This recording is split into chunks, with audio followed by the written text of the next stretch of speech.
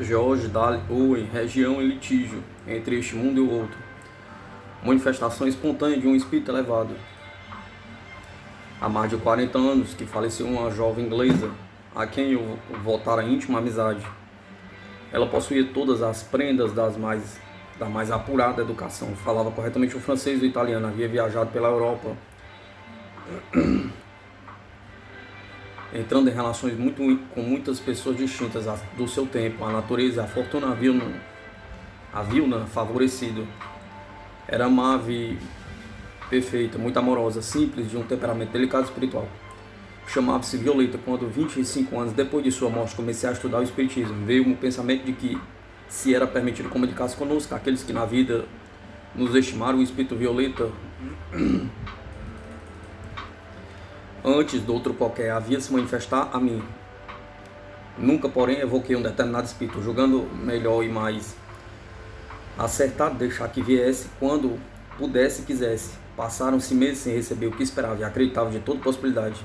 Dificilmente poderei fazer com que o leitor compreenda minha surpresa e emoção no dia que, em sessão de 13 de outubro de 1856, em Nápoles, ocorreu presentes a senhora Owen e eu o seguinte: o cumprimento de uma promessa. O nome de Violeta nos foi soletrado. Passado o meu sobressalto, perguntei mentalmente com que fim era anunciado esse nome de tão grata lembrança. A resposta foi: cumprir pro. Os golpezinhos cessaram, apesar de repetidos pedidos para prosseguir, e depois perguntei se as letras P, R e O significavam alguma coisa determinada. A resposta foi negativa. Perguntei se a palavra cumprir tinha sido bem apanhada, e a resposta foi afirmativa. Então disse: dai-nos de novo o que vinha depois de cumprir. Veio a resposta: cumprir uma promessa escrita para me fazer lembrar, mesmo depois da morte. Julgo que nenhum ser humano salve aqueles que, como eu, são inesperadamente levados a quase penetrar rios, domínios do outro mundo e de suas habitações. Pode experimentar o que senti ao receber essa comunicação.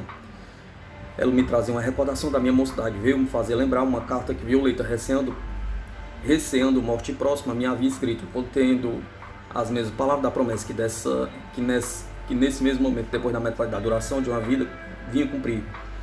Isso que para mim é tão evidente, não pode ser o que para os outros, mas conservar ainda esta carta de mim, só conhecida, e que nunca mostrei a pessoa alguma. Como poderia eu prever, quando pela primeira vez li essa carta, que depois de um quarto de século é uma região tão distante?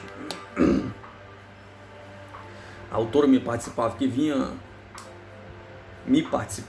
cumprir a sua promessa? Pergunta. Pouco dia depois, na sessão de 18 de outubro, anunciando-se o mesmo espírito, obtive várias perguntas mentais por mim feitas. Respostas caracterizadas por uma conexão e exatidão idênticas à supra-mencionada, sendo os objetos dessas perguntas de um caráter privado e as verdadeiras respostas só para mim conhecidas. Não houve um só engano, e no correr dessas respostas foram alusões a circunstâncias que creio ninguém, senão eu, podia conhecer. Sei que muitos têm obtido resultados semelhantes, mas bem pouco os dão à publicidade. E quando o fazem é em termos muito gerais e pouco satisfatórios. É necessário que, em tais casos, que como o motor é excitante, vença a relutância com desejo ardente de servir a verdade e fornecer um testemunho importante e vital para a humanidade. Examinemos o que aí se passa. Os resultados obtidos não são devidos de modo algum a uma atenção expectante, que muita gente admite como causa de tais fenômenos. Então procurávamos obter alguma das provas físicas que sabíamos ter outros conseguido, tais como movimentos sem contato, escritura por mãos ocultas, exibição de mãos e outras semelhantes. Quando nos veio uma coisa totalmente inesperada por mim, e certamente pela assistência, quando nos apareceu um nome que não vinha certamente como resposta a qualquer pensamento, desejo ou esperança da minha parte, atestados pela minha consciência, ou tanto quanto me é possível imaginar, oriundos de outro assistente, todos eles ignoravam o conteúdo e mesmo a existência da carta. Nenhum deles sabia o que mentalmente eu havia perguntado. Para mim, toda a influência mundana estava daí banida. Como prova adicional, afirmo que a minha expectação também não agiu no caso. Quando, na primeira tentativa para responder a minha pergunta, soletraram em parte a resposta: cumprir pro. Me acudiu logo o pensamento de que a palavra incompleta podia ser promessa. Isto me sugeriu a ideia da solene promessa que Violeta me havia feito tantos anos antes. Mas o que aconteceu? Pergunta. A resposta negativa dada à minha pergunta acerca do modo por que interpretava a palavra incompleta foi para mim uma surpresa e um desapontamento.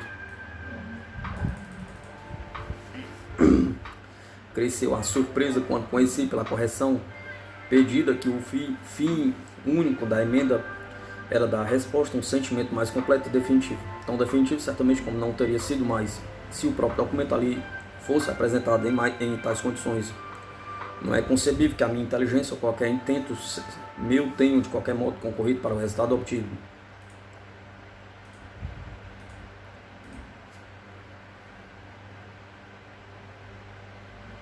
Se mão espiritual se tivesse tornado visível e tivesse escrito as 3 letras omitido na resposta à palavra escrita, certamente o fato seria mais admirável, dar-nos-ia uma evidência mais perfeita da intervenção.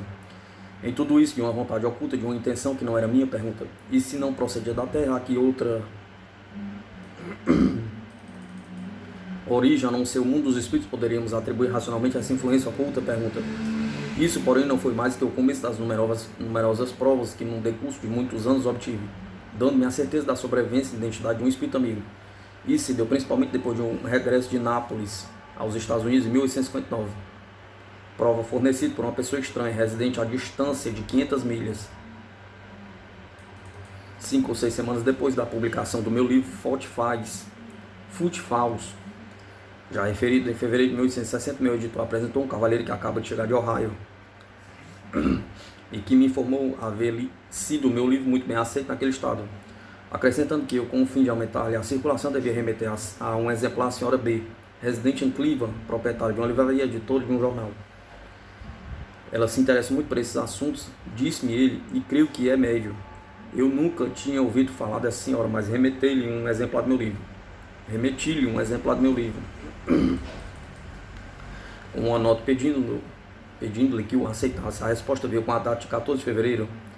Em sua carta, depois de alguns detalhes sobre a matéria, a outra manifestava sua grande satisfação pelo que tinha lido no livro. No capítulo epigrafado, A Transformação da Morte, acrescentava: sou o que chamam médio vidente. Quando li esse capítulo, apresentou-me um espírito de uma mulher, para mim totalmente desconhecida, a que me diz ter sido quem vos havia guiado, procurando convencer-nos da imortalidade da alma. Depois a senhora B fez-me a descrição pessoal da aparição, mencionando a cor do cabelo e dos olhos, a compleição, etc. Tudo correspondendo exatamente aos sinais de Violeta. Ela acrescentou ainda que um negociante de Cleveland, então presente e sensitivo, apesar de não ser nem querer ser reconhecido como tal, ele dissera: hoje tem um novo visitante espiritual, uma dama. Ela disse ter sido relacionada com a senhora D, dama inglesa já falecida, que a senhora B havia conhecido, se não pessoalmente, ao menos por sua reputação literária. Ora, essa senhora D era uma irmã de Violeta. Na minha resposta, que particularmente tocava na questão, não fiz alusão alguma à descrição pessoal que me havia remetido, nem a que dissera acerca da senhora D, com o fito de obter prova o mais completa possível. Abstive-me de avançar qualquer coisa que pudesse levar a senhora B a supor que eu conhecia aquela que lhe tinha aparecido, dirigi-lhe algumas palavras a fim de fazer com que ela buscasse conhecer o nome do espírito ou particularidades que determinassem sua identidade, acrescentando que isso me seria muito grato. Em resposta, recebi 2 cartas com as datas de 27 de fevereiro e 5 de abril, nas quais vinham consignados o nome de batismo do espírito, o fato de ser um irmão da senhora D e outras particularidades relativas à Violeta, tudo rigorosamente conforme com a verdade. A senhora B dizia ainda ter obtido outros detalhes, mas esses lhe pareciam referir-se a um assunto de caráter tão íntimo e confidencial que ela julgava só nos dever confiar pessoalmente, se regressando ao Ocidente ou passasse por Cleveland. Como tinha de sair da Europa a serviço dentro de 2 semanas, pedi-lhe em resposta que escrevesse sobre esses detalhes, o que ela fez em outra carta, datada de 20 de abril. Esses detalhes tinham sido, em parte, recebidos por ela própria e, em parte, pelo negociante acima mencionado, quando eu disse que a evidência, neste caso, para ninguém podia ser o que era para mim. Francamente, me aproximava da verdade. O leitor, por certo, dá a apreciar o sentimento de pasmo que de mim se apossara. Eu havia escrito uma breve carta tratando puramente de negócio, e uma pessoa completamente estranha, residente a 500 milhas de distância, em uma cidade que Violeta nunca viu, onde eu mesmo não me recordo de ter ido, nada aí se podia dar do que de leve se assemelhasse a uma sugestão, leitura de pensamento ou outra relação magnética. Igualmente, nada podia despertar na mente de um editor e de um negociante de Cleveland a ideia de uma jovem desconhecida falecida a muitas milhas desse ponto, no outro hemisfério. Apesar disso, me vem dessas pessoas de tão longe, espontânea e inesperadamente, como visita do céu a descrição pessoal do tipo de Violeta, juntamente com o seu nome de batismo e o grau de parentesco com a pessoa a quem ela se referia em sua comunicação. É tudo sem eu ter fornecido a mínima informação. Essas coisas estão no domínio da aparição do leitor, da apreciação do leitor, e fornecem admiráveis provas de identidade, quando, porém, como na última carta da senhora B, se mostraram as minuciosas particularidades da vida íntima de Violeta e da minha particularidade desconhecidas de qualquer criatura deste mundo, particularidades somente indicadas, sem que aquela que as escrevia lhe pudesse compreender a importância de particularidades sepultadas não somente no passado, mas ainda no fundo dos corações, como sagrada lembrança. Quando essas coisas se patenteiam aos olhos do sobrevivente, elas se tornam para este na mais segura evidência da continuação da vida além da morte, da persistência da memória dos pensamentos e afetos humanos. Evidência tal tão íntima que não pode ser transferida de uma a outra pessoa, porém só pode ser diretamente recebida por cada um. Nenhuma dúvida pode haver sobre o modo porque o fato se deu. A senhora B possui o dom de ver os espíritos, segundo a expressão de São Paulo, e ao tempo em que se produziu a aparição.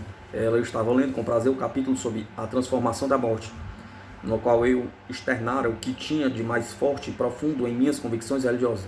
Parece estar aí a causa da atração, pois foi durante a apreciação dessa parte do meu trabalho que Violeta, pela primeira vez, ela se manifestou. Será inadmissível essa explicação? Pergunta. Será irracional atribuir tão pequeno motivo à inesperada visita do espírito? Pergunta. Chegou, contudo, ao meu conhecimento um ano antes um caso análogo, perfeitamente autenticado, a aparição de uma noiva. Em outubro de 1854, meu pai fez uma visita à senhorita A, jovem do seu conhecimento, residente perto de Londres, e cujas faculdades mediúnicas, apesar de só conhecidas no círculo privado dos seus amigos, eram de uma ordem elevada. Ela via atualmente os espíritos desde a sua meninice, alguns anos antes da fase inicial do espiritismo. Além dessa, várias outras espécies de manifestações produziram em sua presença. Meu pai encontrou-a um tanto indisposta, recostado no sofá e entretido com a leitura de um livro. Deixou o livro, quis levantar-se, mas ele rogou-lhe que se conservasse ali, declarando que vinha com a esperança da oportunidade de examinar alguns fenômenos espíritas. Assentou só, junto à mesa, não longe do sofá, a fim de ver se obteria o fenômeno dos golpezinhos. Depois de algum tempo, eles foram ouvidos, sem que ela tocasse na mesa. Então empenhou-se o seguinte diálogo. Notai a presença de algum espírito? Perguntou meu pai. Sim, vejo de uma jovem. Podeis saber o nome? Não, ela não me quis dizer, apesar de vê-la sempre que leio este livro. E apontou para o livro. Talvez que lhe obtenhamos o nome por golpezinhos, acrescentei. Com efeito, as letras indicadas deram o nome de Graça Fletcher. Como disse meu pai. A minha amiga de outrora? Perguntou. Quem foi Graça Fletcher? Perguntou a jovem. Nunca ouvi pronunciar esse nome, não podeis tê-lo conhecido, retorquiu meu pai, pois é morta há 30 ou 40 anos. Conhecia intimamente, nunca encontrei mais belo caráter, moral e intelectual. É singular, tornou a jovem, que esse espírito sempre me aparece quando leio esse livro, aí, somente então. Que obra é essa que estudais? Perguntou. A filosofia mental de Thomas Brown, respondeu. Passando-lhe o livro, ele o recebeu exclamando, como tudo isso é estranho, que coincidência maravilhosa, que achais de maravilhoso? Perguntou. Então meu pai explicou que o Dr. Brown e a senhorita Fletcher tinham se amado muito e iam casar-se quando ela morreu. Aos 19 anos de idade, acrescentou. E creio que o pobre Brown não resistiu ao golpe, pois só lhe sobreviveu 3 ou 4 anos.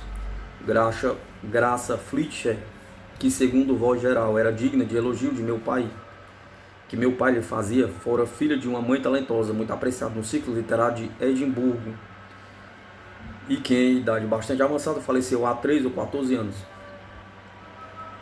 Sei por uma senhora que fora muito relacionada com essa família, que entre o Dr. Brown e a senhorita Fletcher não existia ainda ajuste de casamento, mas uma simpatia tão grande que todos os seus amigos contavam com esse evento. Ela faleceu em 1816 e ele em 1820.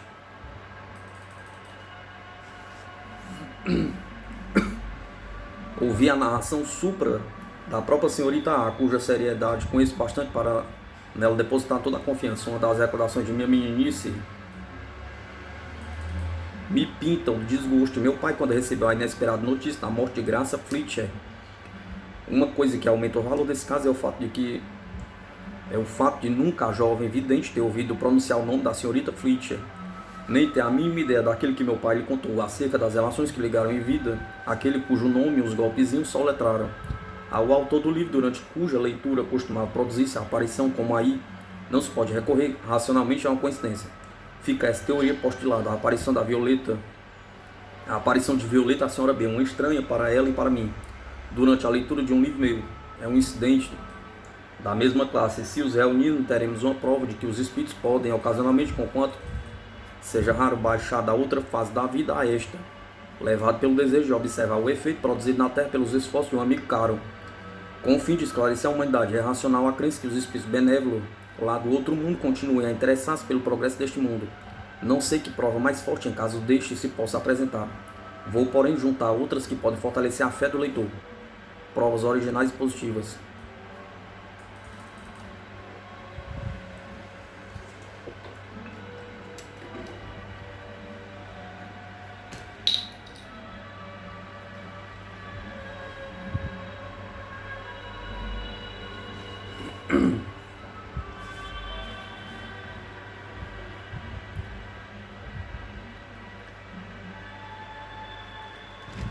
Duas semanas depois da recepção da segunda carta da senhora B, isto é, a 13 de maio de 1860, pela manhã, dirigi-me à casa do senhor Carlos Foster, a cuja mediunidade já me referi, acompanhado por uma dama e favoravelmente conhecida no mundo das letras, a qual chamarei senhorita P.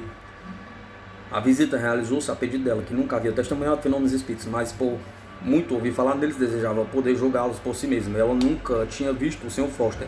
Eu disse ao Sr. Foster, de um modo geral, que recentemente havia recebido da pessoa estranha e morada em ponto distante, em comunicação que se dizia a um espírito desencarnado há muitos anos, porém que para o estudo ocultava-lhe o nome e outras particularidades referentes à sua identidade pessoal, desejando, contudo, por seu intermédio, obter mais algumas provas a respeito. Na primeira parte da sessão, o Sr. Foster só se ocupou com a senhorita P, cuja incredulidade transformou-se no correr do trabalho em sentimento mais grave e profundo.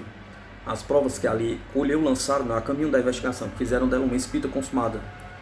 Depois ela voltou-se repentinamente para mim e disse: Senhor Owen, vejo junto de vós o espírito de uma mulher, talvez o mesmo que me falaste.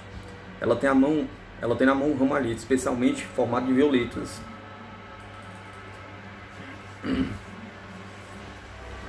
Perguntar-lhe o nome, disse eu. O Sr. Foster fez uma pausa e algum tempo depois acrescentou: Ela não o quer dar, mas tirou do ramo uma flor, uma violeta só, e colocou diante de vós. Tem isso algum sentido para vós? Perguntou. Sim, mas vejo se podeis obter o nome pelo meio que costumais empregar. Então, a seu pedido, escrevi 7 nomes de batismo femininos, inclusive de violeta, tendo todo o cuidado de evitar qualquer demonstração de sentimento que o fizesse preferir aos outros. O Sr. Foster tomou o papel e rasgou de modo a separar os nomes, enrolou-os e formando um cada pedaço, uma bolinha.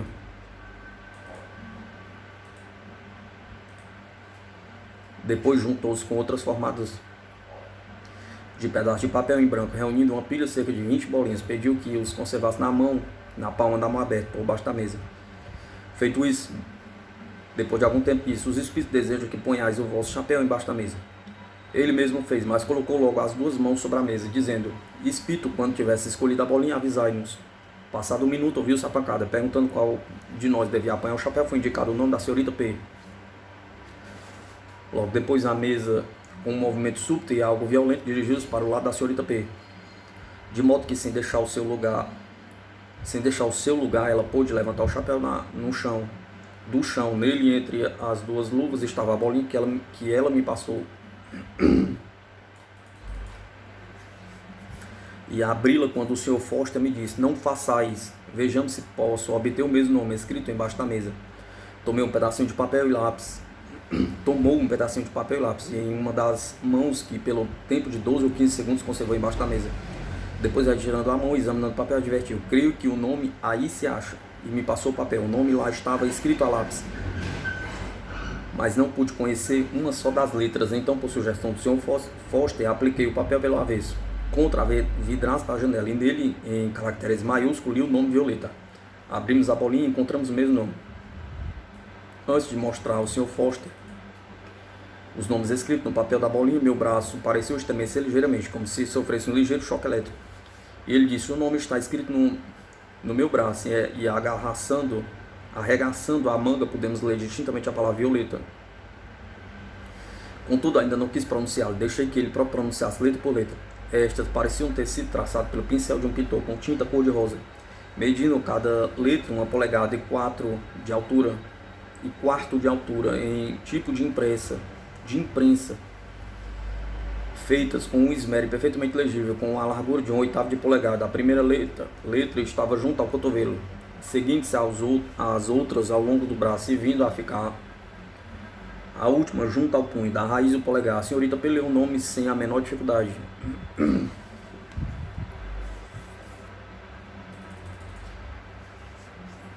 Durante todo o tempo dessa experiência, com exceção do momento em que ela colocou meu chapéu no chão e aos poucos segundos que gastou para pôr o papel e o lápis embaixo da mesa, o Sr. Foster conservou quietamente as mãos em cima da mesa. A sala recebia luz por 2 janelas. A senhorita P nunca tinha ouvido pronunciar o nome de Violeta. O mesmo sucedera com o Sr. Foster, como verifiquei.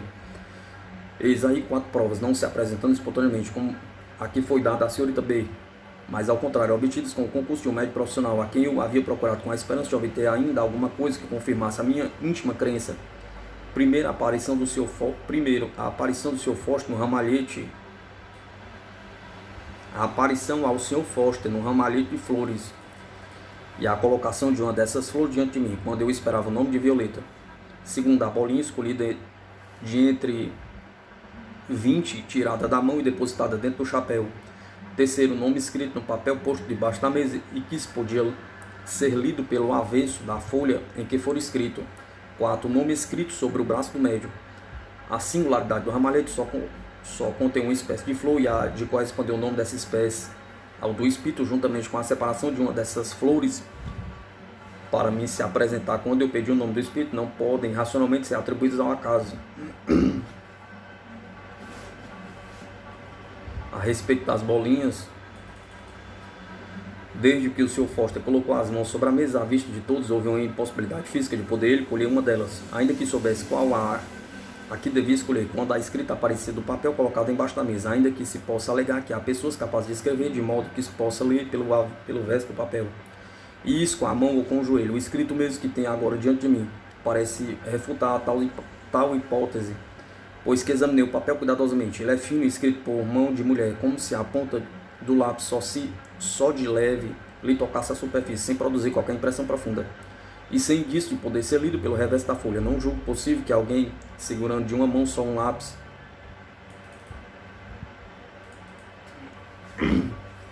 e um pedaço de papel, no tempo de 15 segundos, possa pôr baixo da mesa assim escrever uma palavra. Além disso, o Sr. Foster ignorava completamente o nome. O mesmo se dá relativamente ao nome que lhe pareceu escrito no braço, ainda que com dificuldade maior. A de achar-se o braço coberto até o momento em que o médium arregaçava a manga, nele nos fez ver o nome, tendo até então as mãos colocadas quietamente sobre a mesa, como todos viam e achando-se, portanto, impossibilidade de usar qualquer expediente para fazer as letras. Nos anos de 1860 a 1870, consegui, com o concurso de vários métodos, numerosas comunicações de Violeta, todas pequenas, com exceção de uma mais longa, da qual tratava do nascimento do Cristo. Elas eram usualmente breves e cordiais, mensagens de afeto, ligeiras sugestões sobre assuntos de ética, de filosofia ou de espiritismo. Em 2 ocasiões separadas por um intervalo de anos, em vez do nome, ela fazia unicamente uma alusão à flor. Uma delas me veio por um médico de Boston, outra por uma dama, não médico de profissão, na cidade de Washington, ambas desconhecedoras do nome e da história de Violeta. Finalmente obtive acidentalmente, como costumam dizer, uma prova notável, caracteristicamente diferente de qualquer das supracitadas. um retrato com emblema. Na primavera de 1867, achando-me em Nova York, travei conhecimento com o Sr. Anderson.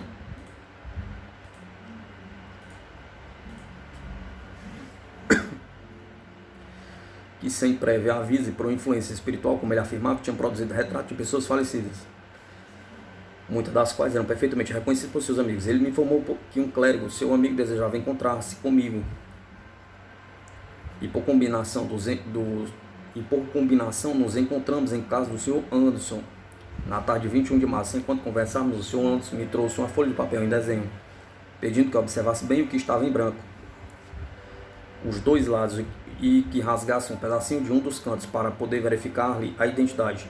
Tirei pedaço irregular de 2 dos cantos. Então ele pediu-nos que notássemos a hora e fôssemos para uma sala do interior.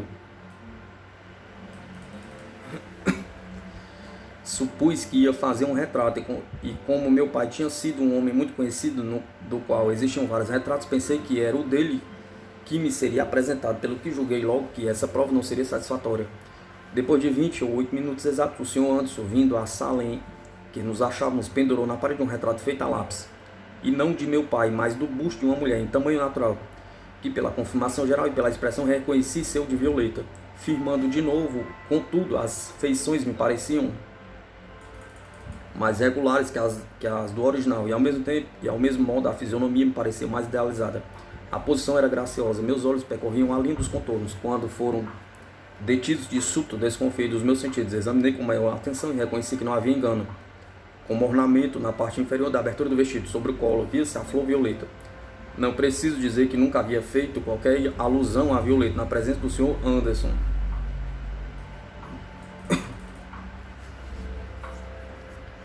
E creio que ele disse a verdade quando me informou nunca ter ouvido falar dela. Cuidadosamente ajustei os fragmentos que tinha rasgado dos cantos do papel e achei que as flores era a mesma que havia visto em branco 28 minutos antes. Mostrei o retrato dias depois a um amigo, o Sr. Carpenter, um artista, sem dizer-lhe como tinha sido obtido. Ele examinou com atenção e disse: salvo pequenos senões, é belo e gracioso, assaz original. Algum artista jovem? Perguntou. Creio, disse eu, que ele não tem muita prática. Que tempo gastaria um bom artista para fazer um retrato como este? Perguntei. Isto é conforme, se ele trabalhar com vontade, poderá fazê-lo num dia. Porém, no geral, consumirá 2 dias e mesmo mais. É possível que um artista comece e termine o trabalho em meia hora? Perguntei. Nenhum homem será capaz de fazê-lo, respondeu. Esse era também a minha opinião, no caso de o artista estar somente entregue aos seus próprios recursos, mas quis ver essa opinião confirmada por um juiz competente. Depois dessas provas de identidade acumulada, adquiri a profunda convicção de que Violeta se me havia manifestado, cumprindo a sagrada promessa que fizera tantos anos antes, e mandando-me do outro mundo missivas de amizade e palavras de ensinamento. Não posso julgar que grau de crença essa narração seguida de tantas provas despertará nos outros.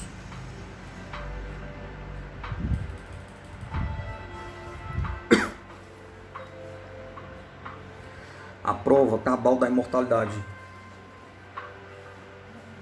Quando eles ouviam falar da ressurreição dos mortos, uns mofavam e outros depois nos falarás disso, e outros diziam depois, nos falarás disso. Atos 23, o grande artigo de fé do primeiro século. Se os mortos não ressuscitam, então Cristo não ressuscitou, e se Cristo não ressuscitou, a vossa fé é vã. Coríntios 16. Segundo as melhores autoridades, o livro dos Atos foi escrito cerca de 30 anos depois do crucificamento. É um dos mais interessantes e instrutivos episódios da história, quando o estudamos como bem poucos o fazem, sem a alusão de arraigados preconceitos. Naquele tempo realmente não existia o Novo Testamento. Durante a primeira metade daqueles 30 anos não havia mesmo uma biografia do Cristo, né? E no fim dela apenas uma, a de Mateus. Não se tendo mesmo a certeza de ter sido conhecida ou lida nas congregações cristãs, todas as casas apostólicas de São Paulo, com exceção unicamente da dirigida aos Tessalonicenses,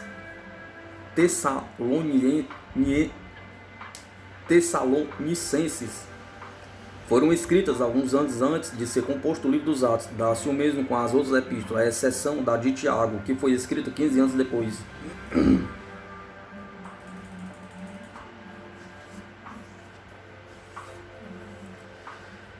Assim, a fé dos discípulos durante esse período se baseava somente em recordações pessoais nas tradições orais de recente data, exceto que então ela era muito fortalecida pelo aparecimento entre eles daqueles dons espirituais que o Cristo havia prometido aos que nele crescem. E ela, porém, fundava-se principalmente no grande fenômeno, no aparecimento do Cristo depois da morte. Há um certo número de testemunhas, das quais muitas ainda viviam. A isso, nas grandes ocasiões, os apóstolos tinham por hábito recorrer. Era certamente a rocha fundamental do seu credo, sem a qual eles admitiam em todo o edifício viria abaixo. Se os mortos não ressuscitam, também Cristo não ressuscitou. E se Cristo não ressuscitou, a vossa fé é vã.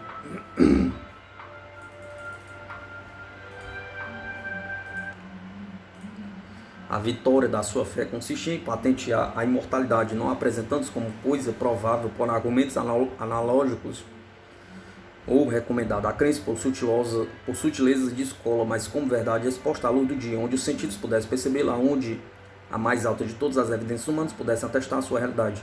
E a prova fundamental da imortalidade entre esses primeiros discípulos do Cristo era que os monos podiam voltar, que os mortos podiam voltar, pois eles mesmos haviam visto a aparição do Mestre. Os céticos negam que o Cristo tenha aparecido aos discípulos. Strauss, considerando que a aparição seria um milagre e reputando todo milagre impossível, busca desacreditar a narrativa. Contudo, ele manifesta a convicção sincera de que os discípulos, iludidos pela excitação de suas próprias almas, acreditam que o Cristo lhe havia aparecido. Diz, segundo as epístolas de Paulo e os Atos, exceto os apóstolos estavam persuadidos de haverem visto o Cristo ressuscitado. De resto, a afirmativa da primeira epístola aos Coríntios em nada enfraquece nosso juízo, pois, conquanto indubitavelmente genuína, ela foi escrita no ano 59 depois do Cristo, e portanto menos de 30 anos depois da sua ressurreição.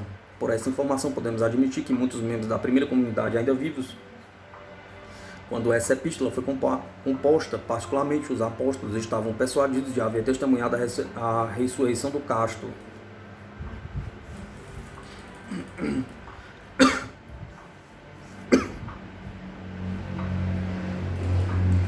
O texto aqui, Strauss, se refere à asseveração de São Paulo a respeito daquilo que lhe haviam transmitido. Isto é, que depois de ressuscitado, Cristo foi visto por Cefás ou Pedro, um dos 12, depois por mais de 500 irmãos reunidos, dos quais a maioria ainda vivia, ao tempo que ele escreveu, e que também foi visto por Tiago e pelos 12 apóstolos. Note-se que não foram só Pedro e Tiago, nem somente os apóstolos que o viram, mas 500 irmãos reunidos. E a crença desses homens na realidade do que tinham visto era tal que, para sustentá-la, sofriam a prisão, as flagelações, as perseguições e até a morte. A narração de tudo isso, feita dentro do período de 30 anos que sucedeu imediatamente ao fato, não podia deixar de ser considerada genuína por um crítico ilustrado como Strauss. O repúdio de tão forte testemunho não é um fato anormal. O Strauss, apegando-se à ideia de ser tal aparição um impossível, não crê na narrativa. Eu, porém, que como os discípulos já testemunhei uma aparição, sei como eles afirmam que elas não são impossíveis. Acredito que no que disseram sobre a manifestação do Cristo. Compreendo perfeitamente, ainda que fraco, para imitá-los, a constância da fé que os levava a arrostar com os sofrimentos e a morte. Quando o mundo religioso se coloca na vantajosa posição que ocupavam os cristãos da idade apostólica, ele se convencerá de que a aparição é um fenômeno natural que pode ocasionalmente produzir-se. Uma grande fração da parte inteligente da sociedade, especialmente seus diretores mentais, continuarão ainda a negar. Como Strauss, até que, como Tomé, sejam forçados a dizer, creio porque vi. Eis agora a nossa questão. Haverá importância nesse estudo das aparições? Pergunta. Ela se prende a esta outra. Que ganhamos nós colhendo provas seguras da imortalidade da alma? Pergunta. Falta-me espaço para apresentar ao leitor a explicação deste e outros fenômenos correlatos. O mundo tem a obrigação de justificar a sua apatia a respeito desse assunto.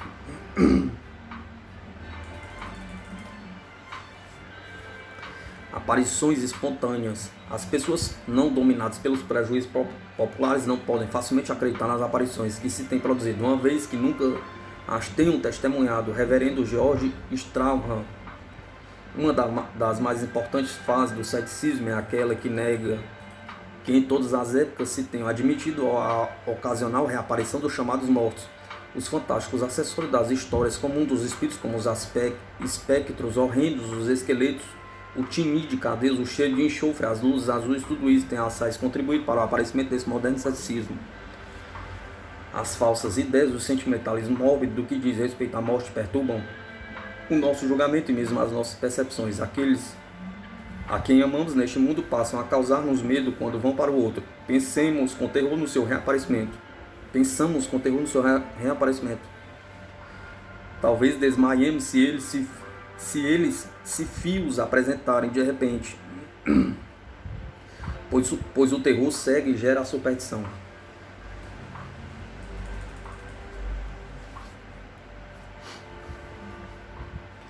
Nos quartos de dormir, no lar doméstico, nossos filhinhos ouvem cantar horríveis histórias de espíritos, estremecendo com o que escutam. Isso é um veneno espiritual, fatal à sua tranquilidade, ame a simples verdade religiosa.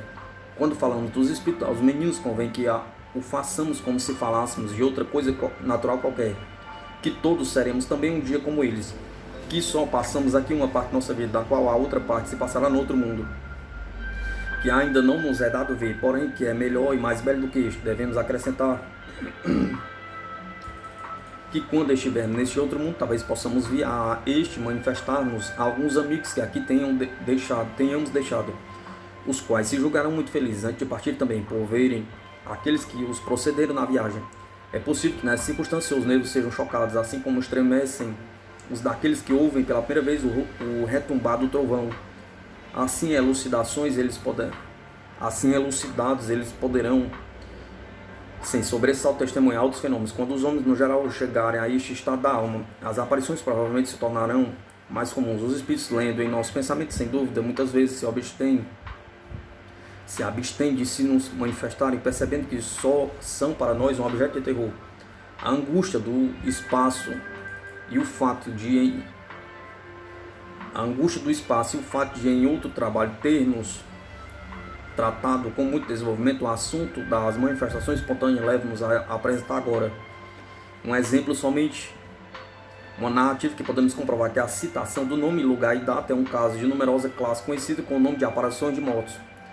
Manifestações de um pai falecido na Europa a um filho residente na América.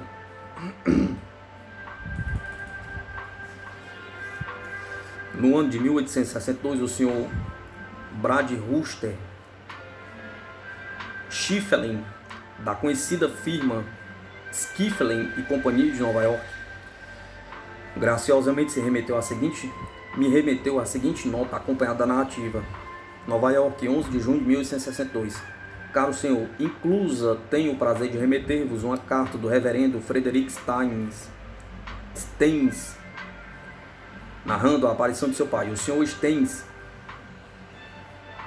é um cavalheiro alemão da maior respeitabilidade, pastor da igreja presbiteriana da rua Madison, nesta cidade vasta congregação alemã. Essa carta que podeis apresentar como prova, obtive-a para dar-la publicidade, e muito satisfeito ficarei se ela vos for de alguma utilidade.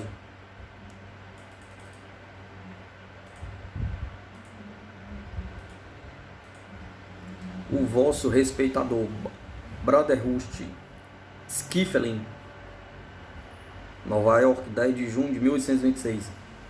Em obediência ao vosso pedido, cumpre-me relatar os fatos que se relacionam com a aparição de meu pai. A 13 de dezembro de 1847, estando de passeio com meus 2 filhos mais velhos pela rua grande de Nova York, antes do meio-dia, quando muita gente transitava pela calçada, repentinamente apareceu uma figura perfeita de meu pai. Trazia as roupas habituais, o gorro e o cachimbo, e depois de fixar-me com muita atenção, desapareceu repentinamente. Fiquei muito intimidado e imediatamente escrevi para o meu país natal, narrando o acontecimento.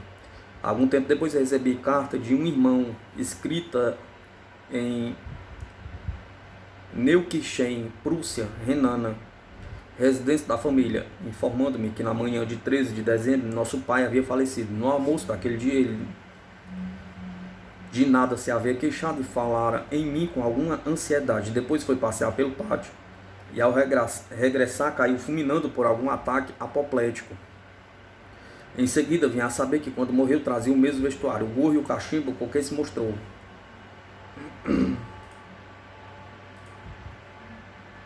Frederick Steins.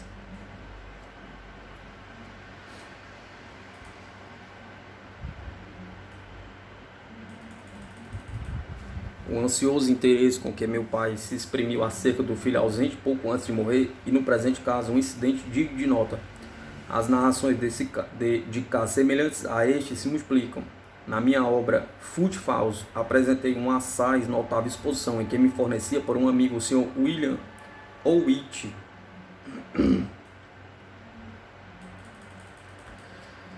minha experiência a respeito das aparições.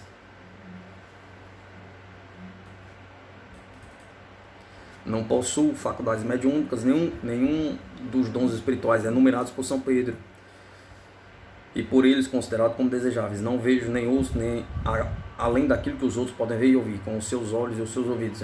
Relativamente à realidade das aparições subjetivas, tenho confiado no testemunho dos videntes, ratificado de vez em quando por informações que se referem às coisas mundanas, fornecido por essas formas invisíveis e depois reconhecidas como reais.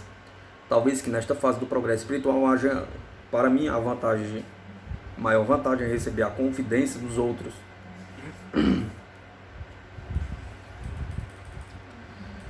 Se um dia aparecer um homem investido dos mais elevados dons espirituais e dotado do mais eminente poder moral e intelectual, sua influência sobre a sociedade civilizada será imensa. Entretanto, por seu juízo desapaixonado, um simples espectador pode merecer mais crédito que um autor. Lamento, contudo, nunca ter tido a boa fortuna de testemunhar uma aparição objetiva e espontânea. É preciso buscar para encontrar. Se os leitores, porém, me acompanharem na exposição que consigo fazer, creio que ficarão convencidos de ter eu tomado todas as precauções razoáveis para evitar qualquer ilusão ou impostura. Não sou eu quem deve resolver o fato de haver ou não encontrado o que buscava. Se eu quisesse fazer um estudo dos terremotos e fenômenos vulcânicos, certamente visitaria as costas ocidentais da América do Sul, a porção meridional da Península Italiana, as ilhas de Sumatra, Java e Islândia. O fato de colocar-se uma pessoa nas condições necessárias não diminui o valor dos resultados que ela obtém nas suas experiências. A minha experiência nesse terreno, não sendo tão variada como a de outros, é também importante.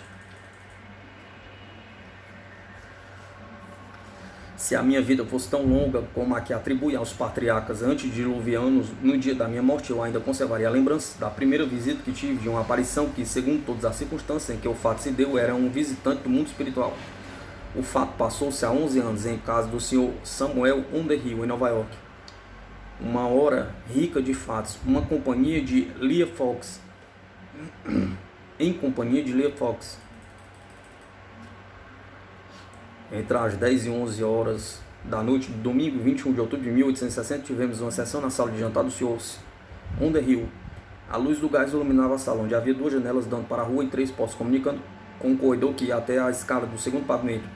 Outra com uma estreita passagem que conduzia à cozinha, a terceira com a despensa, onde estava um objeto de louça, etc. E um canto, uma barrica de açúcar, antes que outras demonstrações. Alguns golpezinhos nos fizeram conhecer a necessidade da retirada dos criados. O senhor Underhill mandou que as 2 criadas que estavam na cozinha subissem para os seus quartos de dormir, de modo que reinou uma profunda calma no pavimento em que nos achávamos reunidos. Então cerramos as cortinas de ambas as janelas, a fim de impedir a entrada de toda a luz vindo da rua. Antes de começar a sessão, a pedido do Sr. Underhill, fechei as 3 portas supramencionadas, deixando as chaves nas fechaduras para que ninguém com outras chaves pudesse abri-las. Para satisfazer a mim mesmo, examinei cuidadosamente os móveis, verificando que ninguém se achava na despensa nem na sala de jantar. Com exceção das 3 pessoas que comigo assistiam à sessão, o Sr. Daniel Underhill, a Sra. Underhill, Leah Fox e o seu sobrinho Carlos, de 12 anos de idade. Assentamo-nos ao redor de uma mesa de centro, de 3 e 11 polegadas de diâmetro, de nogueira preta sem coberta. Tive o cuidado de examiná-la bem por baixo, o bico de gás da chave colocado acima dela. Fiquei do lado oriental da mesa, tendo à frente o Sr. Underhill, à esquerda a Sra. Deste e Carlos à minha direita. O fogão não tinha lume. Começamos a ouvir os golpezinhos, que gradualmente foram crescendo em número e intensidade. Depois de um curto intervalo, mandaram apagar o gás. Assim se fez, ficando a sala completamente escura. Em seguida disseram, juntai as mãos. E logo que fizemos sentir por diversas vezes uma brisa fresca passar-me pelo rosto. Não interrompais a corrente, foi-nos dito. Assim o fizemos, salvo uma só vez em que por minha causa foi ela quebrada. Durante 1 ou 2 segundos, depois de alguns minutos, percebi uma luz de caráter aparentemente fosforescente, à minha esquerda e junto ao soalho.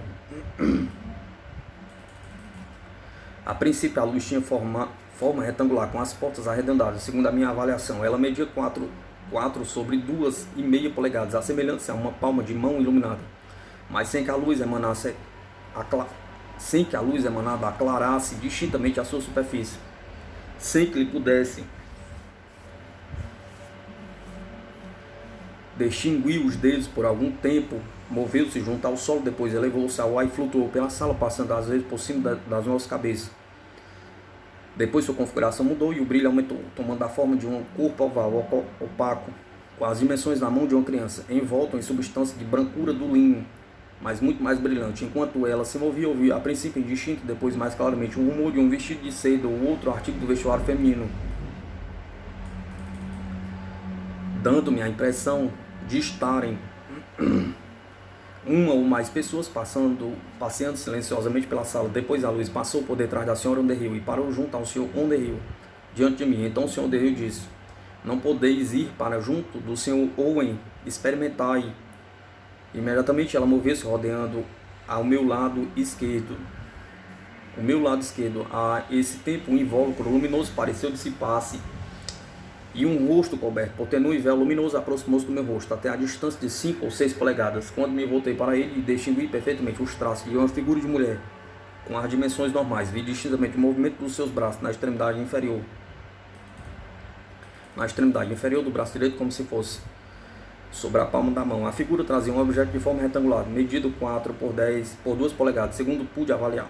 Esse objeto era mais brilhantemente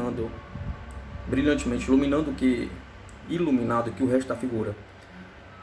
Não era a palma da mão, mas se afigurava ser uma caixa transparente, encerrando uma luz fosforescente. Fosse o que fosse, a figura levantou esse objeto acima da cabeça, e depois o passou lentamente em frente ao que parecia ser o seu rosto. E afinal, ao longo do rosto, meu corpo, tal como se faz correndo com a lanterna ao longo de um corpo que se quer tomar visível, isso foi repetido muitas vezes. Com o auxílio dessa luz, pude ver distintamente que antes os traços gerais do rosto da figura, todo envolto num véu semi-transparente, de modo a não se poder bem determinar as afeições sem o perfil do corpo nem as extremidades. O que se via melhor era o movimento do braço direito conduzindo a luz. Enquanto isso se dava, eu senti o contato das mãos da senhora Underhill e de Carlos. Durante as diversas fases do fenômeno, fazia observações sobre o que estava vendo, e o Sr. Underhill, do lado oposto da mesma, respondia do mesmo modo, a ficar certo de não ter ele deixado o seu lugar. Exprimi o desejo de que a figura me tocasse, e o Sr. Underhill disse: desejamos muito que o espírito, se puder, toque no Sr. Owen. Imediatamente senti uma espécie de mão humana pousar na minha cabeça, e quando olhei fixamente para a figura que estava à minha esquerda, vi a cabeça inclinar sobre meu ombro. Um momento depois senti e ao mesmo tempo ouvi exprimirem um beijo no meu ombro. Em nenhum outro fato físico obtive maior evidência dos 3 sentidos reunidos: vista, tato e audição. Imediatamente vi esse corpo luminoso passar por detrás de mim, arroçar meus ombros, dando a impressão de leve contato de mãos, e fixar-se à minha direita, apoiando sobre meu ombro. Depois da pausa de alguns segundos, dirigiu-se para a janela mais afastada, e ouvimos um ruído semelhante ao que produziu a alguém que quisesse abrir a janela. O Sr. Underhill, do seu lugar, observou que isso poderia dar-se, porque já de outra vez o havia feito. As folhas das janelas tinham 4 divisões verticais, cada uma das quais se abria ou fechava. Levantando-se ou fazendo descer um ferrolho, a figura abriu uma das 4 divisões, e uma fraca claridade da rua penetrou na sala. Eu olhava para a janela quando o fato se deu. Nesse tempo, a aparição tornou-se gradualmente mais luminosa. Esteve à vista, movendo-se pela sala durante 5 minutos, sem produzir o mais leve choque. Minha audição é muito apurada, pois posso perceber o mais ligeiro som, e no intervalo da conversação não deixei de notar o menor choque. Depois a luz que iluminava a figura foi gradualmente se tornando mais fraca, e daí a pouco não mais se distinguia o fantasma. Contudo, o leve rumo das pisadas continuava a ser ouvido. De repente ouvimos o ruído produzido pela abertura da porta, que me ficava oposta. A porta foi aberta e fechada precipitadamente, e como o roçar da seda se aproximasse do meu lado esquerdo, a chave da porta foi depositada na minha mão esquerda. Deu-se depois o mesmo com outra porta. Ouvi a chave cair sobre a mesa diante da minha mão. Finalmente, com a terceira porta da dispensa, cuja chave, como se fosse lançada por cima das nossas cabeças, bateu com força na mesa ao cair sobre ela. Enquanto isso se dava, eu fazia observações que eram respondidas pelo Sr. Underhill ao lado oposto da mesa. Estávamos conversando quando se ouviu o ruído produzido pela queda da louça na despensa. A senhora Underhill mostrou receio de perder a sua preciosa porcelana, mas o marido advertiu: confio muito nos espíritos. Depois acrescentou: não poderá o espírito trazer alguma coisa ao Sr. Owen? Quase imediatamente colocaram sobre a mesa à minha esquerda um objeto que, ao fazê-lo pelo tato, reconheci ser um copo quebrado, o que me parecia ser mão humana. Tocou a minha mão e depois por muitas vezes o meu ombro. Manifestei desejo de que distintamente me apertasse a mão. Desejo esse apoiado pelo Sr. Underhill. Em seguida, a mão do espírito, aquilo que pelo tato me parecia perfeitamente tal, se passou na minha mão e apertou-a, passando depois a fazer o mesmo na parte inferior do braço. Não achei diferença entre este tato e o que fosse produzido por mão humana. Ela era um pouco mais fria que a minha, mas a diferença não dava impressão desagradável. Depois, no curso da sessão, não mais ouvimos o ruído da abertura e fechamento de portas. Enquanto eu era assim tocado, o Sr. Underhill disse: podeis encher com água o copo que trouxesse ao Sr. Owen? Ouviu-se um pequeno ruído de despensa na despensa e o som de alguma coisa que caía no copo. Examinado, porém, com a mão, senti que nele não havia água. Para isso, tive necessidade de romper a cadeia por um momento. Então, mesmo atrás de mim, ouvi o som que produzia a tampa de vidro de relógio. Se fosse arrancado, lançado sobre a mesa de chaminé, e depois um som sibilante no ar por uma ou duas vezes. Quando, em seguida, nos mandaram por golpezinhos acender o gás. Achei as três chaves sobre a mesa dentro do copo, um torrão de açúcar.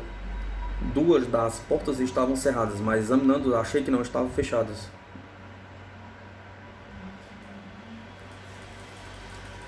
Nelas colocamos duas das chaves que estavam sobre a mesa. A porta da despensa, porém, a qual se adaptava à terceira chave, encontrou-se aberta e a tampa da barricada de açúcar havia sido posta de lado. A porta da janela junto à qual tínhamos visto a aparição estava aberta. Esses fatos foram registrados resumidamente na mesma noite em que se deram e escritos na manhã seguinte. Por golpezinho, soubemos que um dos espíritos presentes era o de uma filha da senhora Fox, que tinha morrido jovem, que outro era de um índio que auxiliara aquela na sua manifestação. Emília era o nome dessa jovem, que tinha sido a irmã favorita do Sr. Underhill, em cujos braços tinham falecido e que muito a havia chorado. O Sr. Underhill me afirmou ter por muitas vezes visto distintamente esse espírito, no qual conservava na mente as feições. Na ocasião presente, parece que ele percebeu a figura toda, e especialmente as feições, mais claramente do que eu, apesar da minha vista natural ter sido sempre boa e tão segura como há 30 anos. Com essa pequena exceção, todos os presentes, quando pode julgar pelas notas tomadas durante e depois da sessão, parecem terem visto e ouvido os mesmos fenômenos. Até então nunca tinha testemunhado tais fenômenos. Muitas vezes havia duvidado do poder de testemunhar uma aparição, o que considerava tal. Afigurava-se-me que não me assustaria, mas disso não estava completamente seguro antes da experiência a que acabo de referir-me. Conheço hoje a confiança que devo ter em mim mesmo. Senti certo temor e muito interesse, mas recordando minhas impressões dessa hora, creio que, se um médico tivesse então me examinado o pulso no momento justo, que a aparição pouco iluminada pela primeira vez se mostrou com o rosto velado a 6 polegadas do meu, colocando a mão na minha cabeça e aplicando seus lábios no meu ombro, não notaria o menor aceleramento das pulsações. Ou, se o notasse, estou certo de que ele não devia ser atribuído ao temor, mas somente ao efeito natural de tão solene demonstração.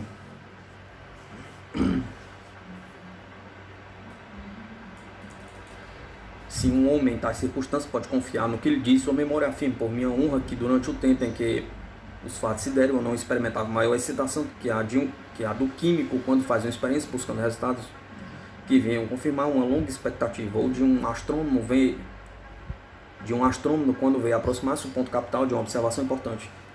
As circunstâncias que procederam e acompanharam o fato eram apropriadas a banir-me da mente todo temor. Eu não estava só, não fui apanhado de surpresa. Esperava alguns fenômenos e contava que seriam de natureza fosforescente. E conquanto não tivesse a ideia de ver uma figura de forma humana, pela asseveração de estarem presente o espírito da irmã querida de um dos assistentes, e as demonstrações que tudo ali era operado por seus amigos, a fim de satisfazer meu desejo de obter as mais seguras provas das aparições, achava-me em condições diferentes daquelas que, embora fortes, tenha sofrido constantes choques nervosos, se encontraram pela primeira vez com o que chamam uma alma. Afirme a tranquilidade antes simplesmente como uma das circunstâncias concomitantes que devem ser levadas em conta na apreciação do testemunho que oferece como prova da aparição, com a forma visível e tangível de uma figura que diz ser o espírito de uma pessoa falecida. Muitas vezes sem ter afirmado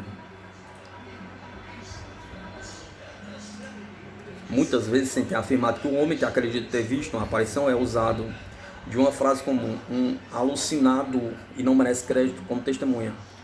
Se objetarem que antes de terminada a sessão as portas estavam abertas, responderei principalmente que a parte mais notável e interessante dos fenômenos se deu antes de as portas terem sido abertas. E em segundo lugar que, tendo as chaves sidas deixadas por dentro nas fechaduras, não podiam ser abertas pelo lado de fora.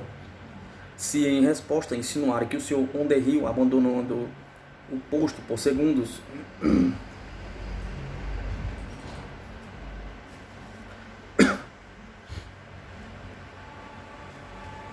podia ter aberto uma das portas, cabe-me dizer que eu estava conversando com ele quando ouvimos o ruído da chave girando na fechadura. Acrescento que em outra sessão na qual se produziram fenômenos ainda mais maravilhosos, tomei uma precaução que tomava impossível ao Sr. Underhill ou a qualquer outro dos assistentes abandonar o seu lugar, mesmo por momentos sem ciência minha. 5 dias depois se afetou outra sessão, a que vou referir-me, na mesma sala, com os mesmos assistentes, durante a qual reproduziram seus mesmos fenômenos e mais alguma coisa altamente digna de nota.